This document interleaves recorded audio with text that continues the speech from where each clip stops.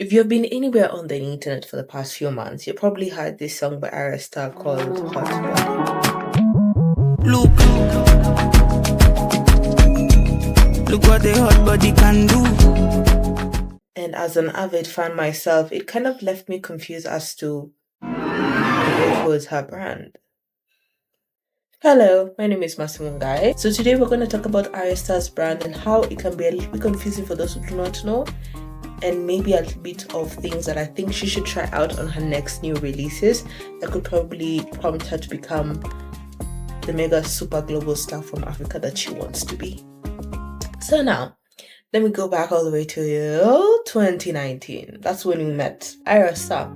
She was found by Don Jazzy on Instagram when she was doing a cover of Damages. Why did you make me lose it? Why did you give me the drugs that I took? Why did you force me to take it? He was like, yeah, I need this one. This one, come here. She is coming under my wing. And she ended up joining Marvin Records. Her first music video, Away.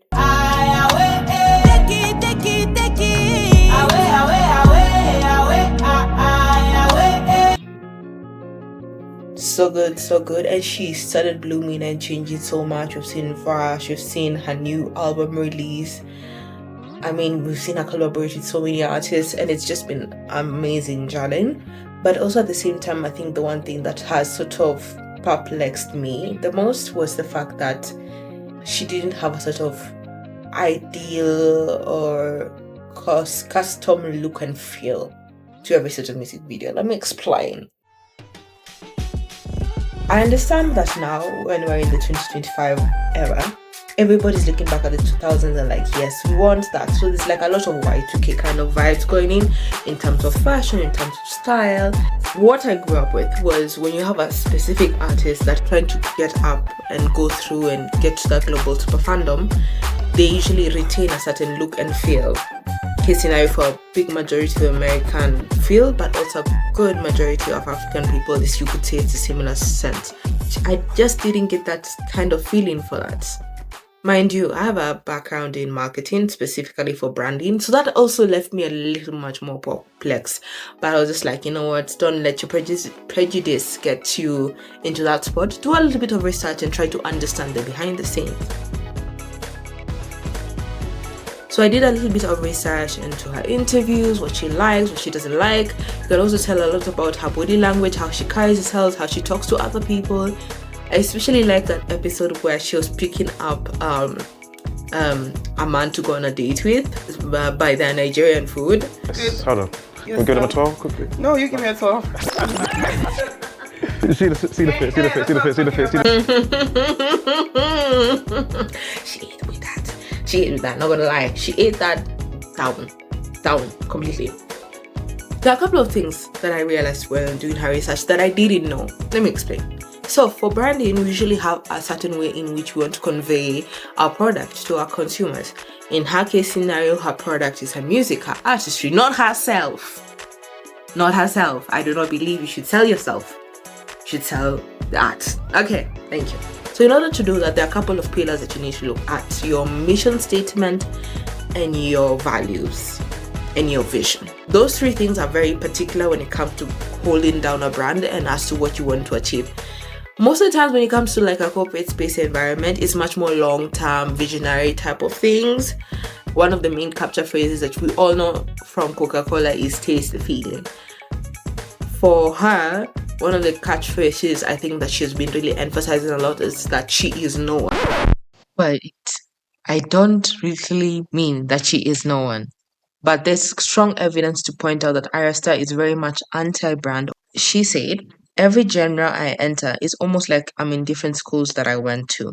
One publication described her as a strategy that is less about chasing the optics of being a global brand and more about refining the product itself, her music. So now that can be a red flag for us, because if you're no one, how can we define you? You know, you get what I mean? Because if we can't define you, we can't know who exactly would want to buy your art. But after watching the documentary and doing my research, I stumbled upon her mission, her vision, and her values.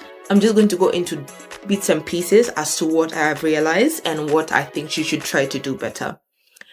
And maybe try out. If she tries it out, yay, hire me.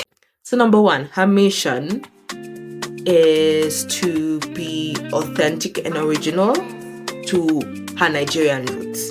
And what does that mean to her? She needs to speak and sing in either Pidgin, Yoruba, whatever Nigerian language that she's comfortable with in her song. It is like a must, underline, like in caps lock. Yeah. Her vision, short term, is to become a super mega global superstar from Africa.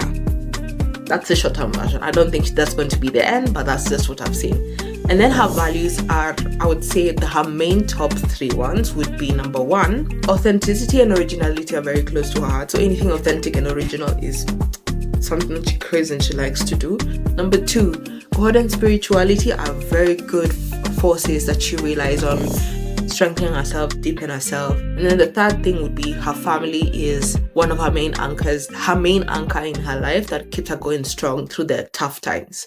And you see that in the documentary, and she's made that very explicitly clear. If you need to watch the documentary and you want to watch it, it is called Dream. It's a dream. No, it's called Dream, the Amazon documentary. I'll put the link in the description. So with those things pointed out, you could see that her main values are very different from what her values of art are. I think her main value of art would be the originality and authenticity for it, and also pushing the African narrative forward, especially for Nigeria. A good idea would be to start a series on YouTube where she interviews people within the African diaspora that are into art, into authenticity, into originality anywhere across Africa, and they just sit and cook. I do not mean they need to drink. Pause that. Okay, they can just cook and eat. And if you're a man, please do yourself a favor and don't let that queen cook by herself. You wake up and you help her out as well. Thank you.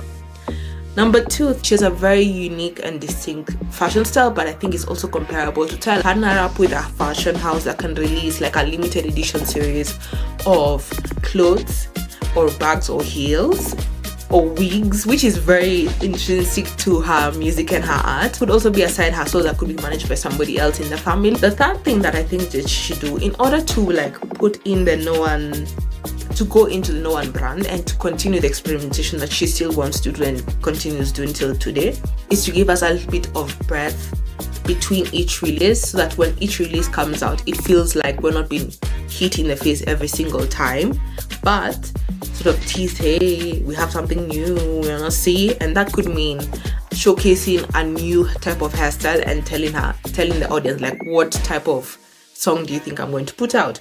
Or in the case of authenticity and originality with the African context in mind, she can pick whatever African platform and decide to release a teaser of the like a section of the new song onto it only. Like that's the specific place that she will release it, and that's going to be the only place to draw the clients there. That will also depend on the previous arranged business transactions and agreements with the labels that she's under, but I'm not going to go into the details because that's a whole another section.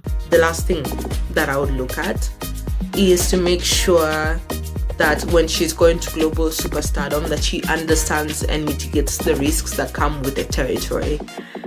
There's a lot of things that can happen when you reach global superstar fandom. If you're looking at Beyonce, Rihanna, even her, she's getting there. She's not yet like global, but she's almost there.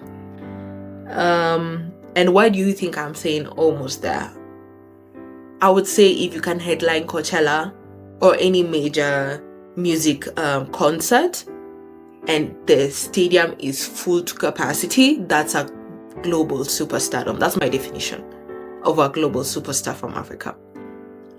And she's going to get there. It's just going to take some time and she'll be able to do it. And I like the fact that in every single release, she's trying to get back at herself and trying to get there at herself. I've seen a lot of promotions around Europe and US, and it's brilliant. It's brilliant work, like trying out new territories. But I'd also like to remind her like to be a little bit much more centered and grounded. And I think she's realized that, because the last edition or the last song as of today that has been released is Who's That Girl with Rema. And I couldn't find much more growth-oriented type of version of Ira than in that music video right there. So yeah, Ayra Starr does have a brand. It can be a little bit confusing because it's something new that nobody has ever tried before. All I can do is stay on the sidelines and tell her, like, girl, you're doing the thing. So, and for any other struggling artist that is out there, it is not easy. Ayra Starr's come from, her father didn't even want her. To all my African girlies, her father didn't want her to do this job. He said no, and she did it anyway. And she's a firstborn daughter, so that tells you a lot. That tells you a lot. As a firstborn daughter myself, it just resonates with my soul. So she does have a brand, she does have a message, and she does have a vision and a goal.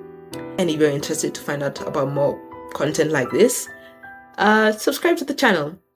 And thank you so much for watching this, and I will see you in the next round. Bye. I need water.